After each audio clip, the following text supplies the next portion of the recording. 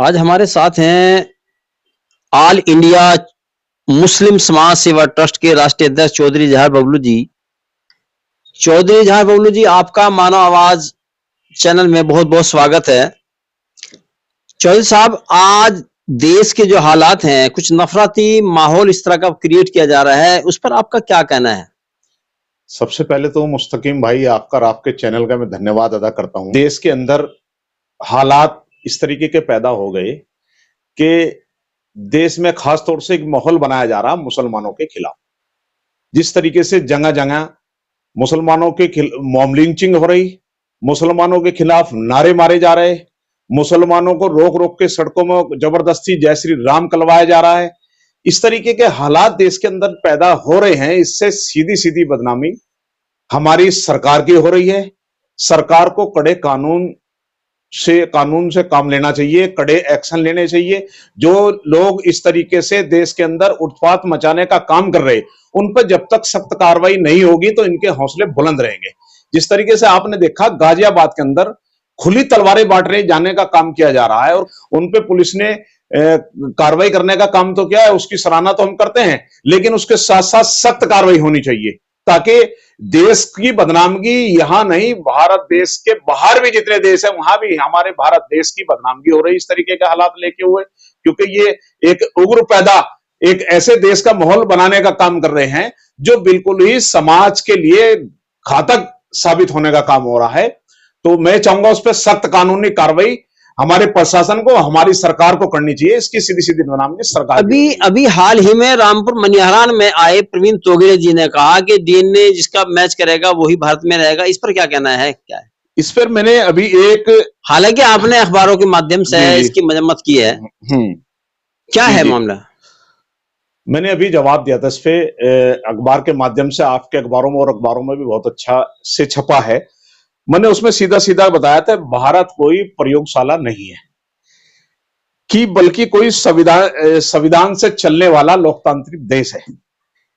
क्योंकि गणमान्य राज्य यहां नागरिकता डीएनए टेस्ट से नहीं बल्कि संविधान, कानून और अमान अधिकारों से तय होता है। ऐसे सोच देश की एकता, अखंडता और भाईचारे को हमला है। ऐसे लोगों पर सरकार को लगाम लगानी चाहिए जो भारत में डीएनए टेस्ट कराने की बात करते हो।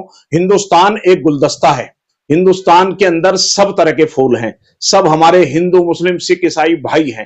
क्योंकि कुछ लोगों को राजनीति करने का मजा ही इस तरीके से आता है, वो मुसलमान को टारगेट बनाते हैं और अपना आपको हीरो बनना चाहते हैं।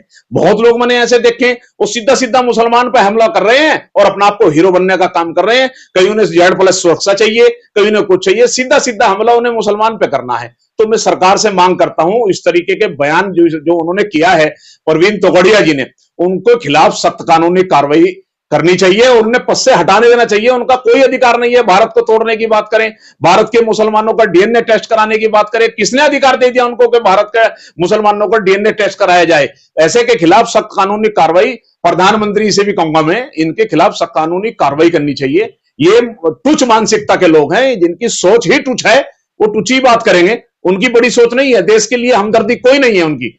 तो मैं चाहता हूं ऐसे लोगों के खिलाफ सख्त कानूनी कार्रवाई। साहब, हमारे पड़ोस में बांग्लादेश है, बांग्लादेश में हिंदुओं के ऊपर अत्याचार हो रहा है, इस पर क्या कहना है आपका? ऐसा है, देखिए, बांग्लादेश की आड़ में बांग्लादेश पे जो अत्याचार हुआ है उसकी घोर निंदा ऑल इंडिया मुस्लिम समाज सेवा ट्रस्ट करता है। उसके साथ साथ मैं अपने भारत देश के लोगों से एक चीज कहना चाहूंगा कि कुछ लोगों ने बांग्लादेश की आड़ में जो वहां हालात हुए हैं उसकी हमने निंदा की। हमारे तमाम मुसलमान जो हमारे जिम्मेदारान, वो भी घोर निंदा कर रहे हैं। जो गलत है वो गलत को गलत कहा जाएगा, लेकिन उसके साथ साथ उसकी आड़ में मुसलमानों पे जो लोग अत्याचार कर रहे हैं, मैं उसकी भी घोर निंदा करता हूं और उनके खिलाफ भी सख्त कानूनी कार्रवाई करने की बात करता हूं कि प्रशासन को चाहिए कानूनी कार्रवाई करे। क्योंकि कुछ लोग घटना बांग्लादेश के अंदर हुई, यहाँ के मुसलमानों के साथ मारपीट कर रहे, यहाँ के मुसलमानों की मॉब लिंचिंग कर रहे, इकट्ठा होकर के जबरदस्ती जय श्री राम कहलवाने का काम कर रहे। अरे तुम राम की बात करते हो, राम क्या तुम्हारे ही हैं? राम सबके हैं। राम जी ने ये नहीं बताया, ये नहीं कहा, ये संदेश नहीं दिया कि तुम जबरदस्ती किसी से कोई भी कलवाने का काम करो, जय श्री राम कलवाओ या जबरदस्ती उन्हें मारपीट करो। राम का ने जब भी संदेश दिया है भाईचारे का, मोहब्बत का संदेश दिया श्री राम जी ने, तो मैं इनसे कहूंगा वो श्री राम के हो ही नहीं सकते। वो श्री राम के कहां है?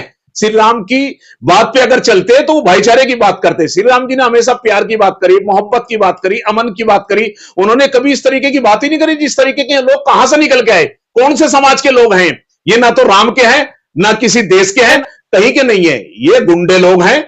मैं इनका खुला विरोध करता हूं और मैं सीधा सीधा ऐसे लोगों को मैं आतंकवादी बोलता हूं। आतंक ऐसे ही तो मचाया जाता है, जो एक समाज के लोगों को टारगेट करके इस हिंदुस्तान को तोड़ने की बात करते हो, हिंदुस्तान को माहौल खराब करने की बात करते हो, वो सीधे सीधे ये लोग आतंकवादी किस्म के लोग हैं। चौधरी साहब, इस पे बहुत सारे लोग हैं, यहाँ विधायक भी हैं, सांसद भी हैं, कोई इस पे खास चर्चा नहीं करते, खास इसका विरोध नहीं करते, क्या मामला है? मुस्तकीम भाई, आपने बहुत अच्छा सवाल किया।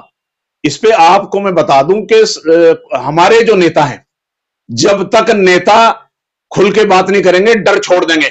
इन लोगों के दिमाग में कुछ लोगों के डर है, जब तक डर से हटके इंसानियत की बात नहीं करेंगे, हक ईमानदारी की बात नहीं करेंगे, तो तब तक कैसे हमारी आवाज आगे तक जाएगी। भाई, हम लोगों ने यहां इन्हें एमपी बनाया, यहां की जनता ने विधायक बनाए हैं, इसलिए बनाए कि जो गलत है उसकी आवाज पार्लियामेंट में उठाएं, उसकी आवाज विधानसभा में उठाएं।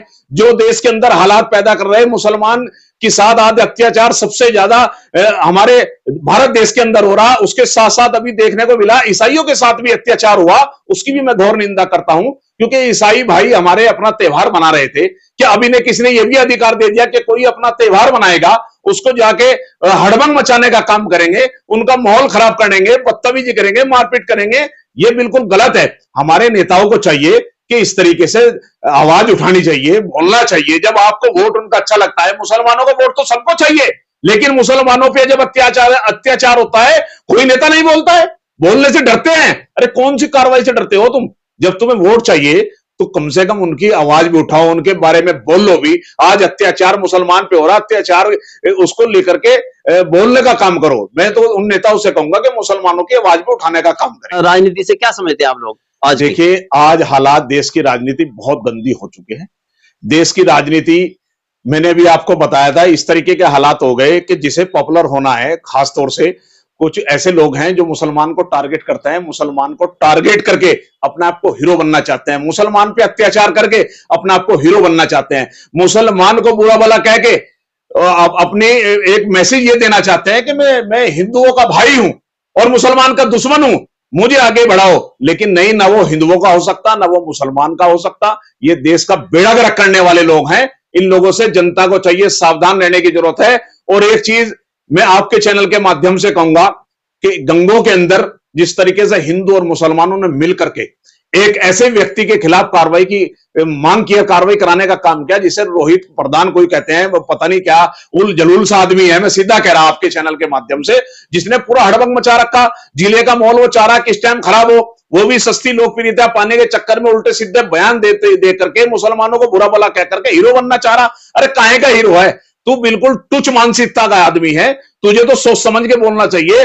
उन हिंदू भाइयों ने और मुसलमानों ने जो मिलकर उसके खिलाफ कार्रवाई की मांग की, मैं उनकी सराहना करता हूं, तहे दिल से उनका धन्यवाद और सलाम करता हूं।